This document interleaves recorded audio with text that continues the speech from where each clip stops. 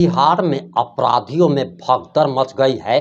चाहे वो विधायक हो या फिर सांसद हो, लेकिन जितने भी माफिया हैं, जितने भी अपराधी हैं, उन सब की लिस्ट तैयार हो गई है। और बिहार के डीजीपी आईपीएस विनय कुमार ने बताया कि कुल 1172 अपराधियों की, माफियाओं की लिस्ट तैयार हो गई है। और इस 1172 नामों में कई सारे एमपी और एमएलए हैं और इन सब की संपत्ति जब्त की जाएगी। यानी कि पहले जो गुंडे हुआ करते थे, उन्होंने अपना चोला बदल लिया। किसी न किसी पार्टी ने उन्हें टिकट दे दिया, एमपी बना दिया, तो किसी ने एमएलए बना दिया। लेकिन अब उनका बचना मुश्किल ही नहीं बल्कि नामुमकिन है। और ऐसे ऐसे नामों का खुलासा हो गया है जिससे बिहार में अपराधियों में, माफियाओं में भगदड़ मच गई है। और आखिर पूरा मामला क्या है, पूरा मामला इस 5 से 7 मिनट की रिपोर्ट में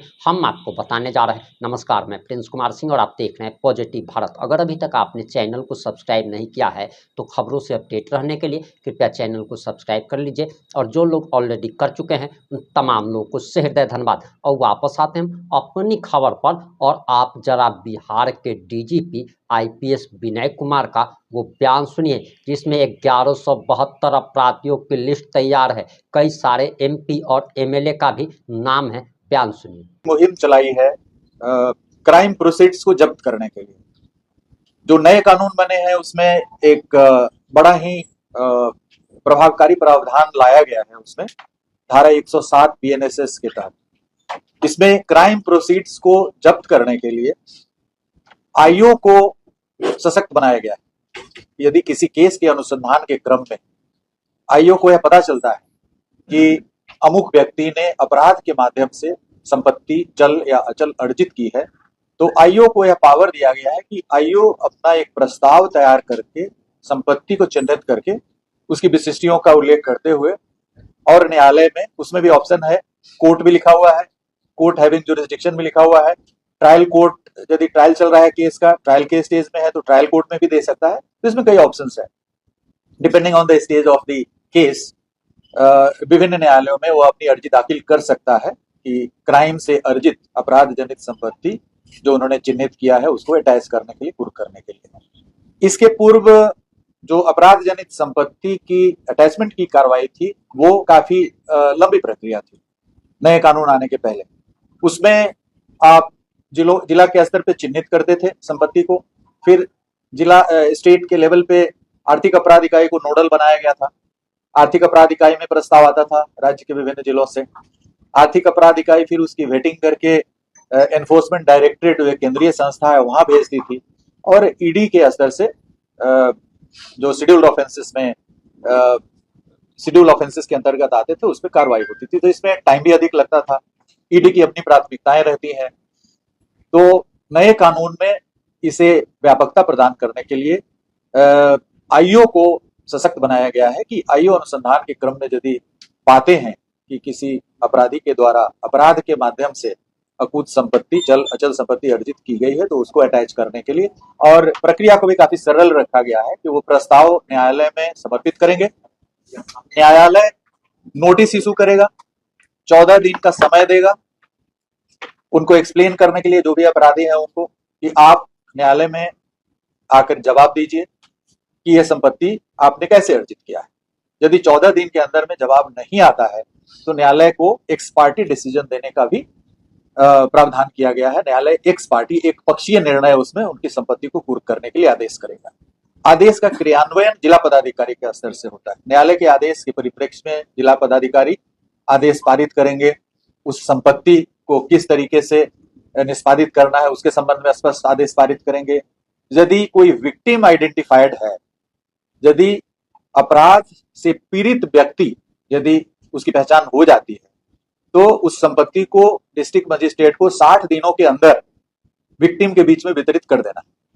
यदि विक्टिम आइडेंटिफाइड नहीं है तो उस संपत्ति पर राज्य सरकार का अधिकार हो जाएगा कि राज्य सरकार पे उस संपत्ति वेस्ट हो जाएगी।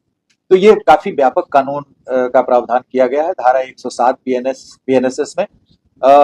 दिसंबर माह से ही इस पर कार्रवाई प्रारंभ की गई। क्योंकि नया प्रावधान है इसलिए इस प्रावधान को मैच्योर होने में समय लगता है। दिसंबर में ही आदेश यहाँ से मानक संचालन प्रक्रिया हमारे स्तर से निर्गत की गई थी। सभी पुलिस पदाधिकारियों को निर्देश दिया गया था कि आप लोग अपराधियों को चिन्हित करें जिनके द्वारा संपत्ति अर्जित की गई है अपराध के माध्यम से।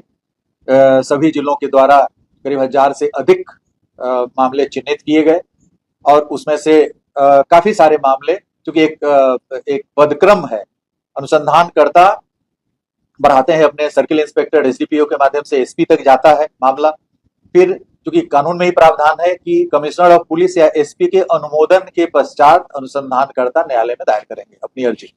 तो सबसे पहले तो आपको चिन्हित करना है, उनकी संपत्ति का पता लगाना है, जो अपने में एक टाइम टेकिंग प्रोसेस है।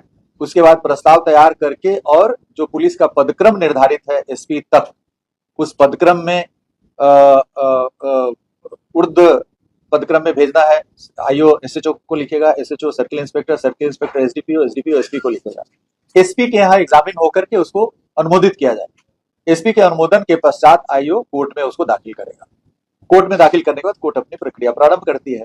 तो इस तरह जो कार्रवाइयां की है, 1249 हमारे थाने हैं।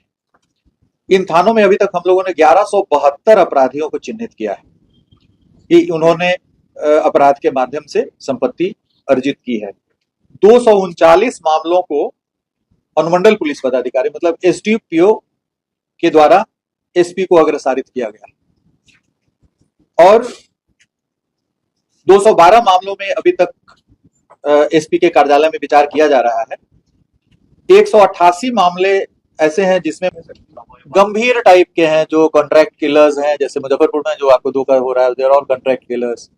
ऑब्वियसली शराब जो लीकर माफिया है, जो दर्जनों कांडों में या एक से अधिक कांडों में चार्जशीट हुए हैं, उनको भी शामिल किया गया है। सैंड माफियाज हैं, मतलब हर तरह के अपराध को शामिल किया गया है जिसके माध्यम से संपत्ति अर्जित की गई है। और चूंकि मैंने बताया कि नया प्रावधान है, जुडिशियरी में अभी काफी कंफ्यूजन था कि कौन ऑर्डर पास करेंगे, किस तरह का ऑर्डर पास करेंगे, तो धीरे धीरे इसमें मैच्योरिटी आ रही है और इसमें टाइम लगा है। लेकिन हम लोग 4-5 महीने के अंदर में आदेश भी न्यायालय के द्वारा पारित कराने में सक्षम हुए और धीरे धीरे इसमें और वृद्धि आएगी। और प्रस्ताव की संख्या भी बढ़ रही है पुलिस की ओर से। एसपी के अप्रूवल के बाद जा रहा है 200 समथिंग 212 प्रस्ताव जो है, 188 न्यायालय को प्राप्त कराया जा चुका है। तो इसमें भी गति आई है और धीरे धीरे जब भारी संख्या में प्रस्ताव जाएंगे, आदेश पारित होंगे, तो इसका निश्चित रूप से एक बड़ा ही व्यापक असर समाज पे पड़ेगा। नहीं, इनमें कोई जरूरी नहीं, जेल में भी हो सकते हैं, बाहर भी हो सकते हैं, क्योंकि संपत्ति पर फोकस है इसमें कि उन्होंने संपत्ति अर्जित किया है। वो जेल में भी हो सकते हैं, बाहर भी हो सकते हैं, जेल से बाहर होकर के उनका ट्रायल भी चल रहा होगा, तो हर चरण में हो सकता है, कहीं पे भी हो सकता है। हो सकता है किसी कांड में वांछित ना हो, बाहर हो, बेल पर हो, लेकिन अपराध से यदि संपत्ति अर्जित किए हैं तो उन पर प्रहार किया जाएगा। कानून बड़ा व्यापक है, कानून को एकदम ओपन रखा गया है। इसमें कहीं नहीं लिखा है कि ये संपत्ति उन्होंने कब अर्जित किया है, कानून बनने के बाद की है, कानून बनने के पहले है, ये सब काफी ओपन रखा गया है। तो हम लोगों ने इसमें यह प्रावधान रखा है कि जब उन्होंने प्रथम अपराध किया, किसी भी अपराधी ने जब प्रथम अपराध किया, उसके बाद की जो इनकी संपत्ति है उसको हम प्रिज्यूम करेंगे कि वो अपराध से अर्जित संपत्ति है। सभी आएंगे और इसमें हमने वही रखा है कि यदि अपराध उन्होंने प्रथम अपराध किया, उसके पहले यदि उनकी संपत्ति है, तो उसको हम लोग इस दायरे से बाहर रख रहे हैं। प्रथम अपराध कारित करने के पश्चात की सारी संपत्तियां अपराध जनित मानी जाएगी और उसको हम लोग अटैच करने के लिए न्यायालय को प्रस्ताव देंगे। वर्तमान या पूर्व माननीय विधायक, सांसद